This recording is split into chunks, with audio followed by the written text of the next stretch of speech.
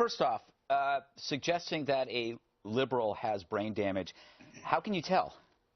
There's that's that. funny. I had to do that for you, funny. Bob, because I love Very you. funny. I kid the libs. But, okay, you want to talk about distaste, and you want to talk about sexism. Remember that Hillary called Monica Lewinsky Looney Tunes for sleeping or fooling around with her husband. That's actually a worse kind of sexism because you're attacking a woman for doing essentially what you do. And, by the way, Monica is an expert on distaste. Distaste awful. But Republicans, this is. I got to tell you, worse than Bob. I got to tell you, I cannot defend Karl Rove on this because I do think you don't make it easier for your opposition. Republicans do not need an angle to make Hillary look weaker. She has a track record. But also, the Republicans need a candidate. They don't need an angle. They need a candidate by comparison that makes Hillary or whoever runs look weak. People claim that they made Senator McCain look old in order to beat him. But actually, by nominating Obama, by juxtaposition, made John McCain, who was a great candidate, a war hero, a coherent, funny guy, make him look old and cranky by juxtaposition. The Republicans need to start thinking about a candidate and not thinking about calling the other candidate a victim of brain damage. Okay, it's yes, interesting. find a candidate. Well, By the way, doing something like this makes Hillary look sympathetic. It makes her look sympathetic to me. I'm sympathetic to her. To some, perhaps, but I think it also opens up the question, is she fit? Is she okay? This is the biggest economy on the globe.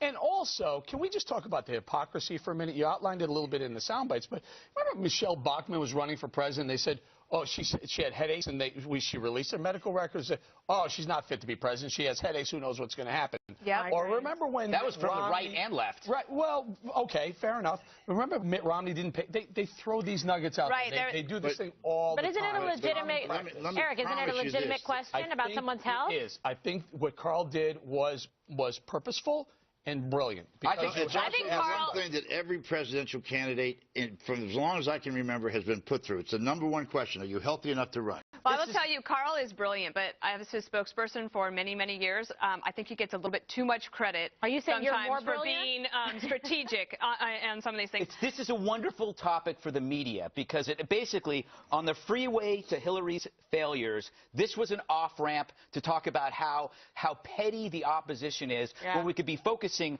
on Benghazi, when you could be focusing on every foreign policy blunder in the Middle East. You don't need to talk about this. Well, let me just say, till later, it's interesting. They were till later. Jay Carney, who's now the press secretary, who used to work for Time magazine and was the bureau chief there in the D.C. office, he was shot back at Karl today. I understand why. I think that was fair. But interesting, this was from a February 4th, 2008 cover story on Time magazine when Carney wrote, about McCain. He has suffered serious skin cancers over the years, not to mention brutal physical torture as a prisoner of war. His age and health, therefore, are of legitimate concern to voters.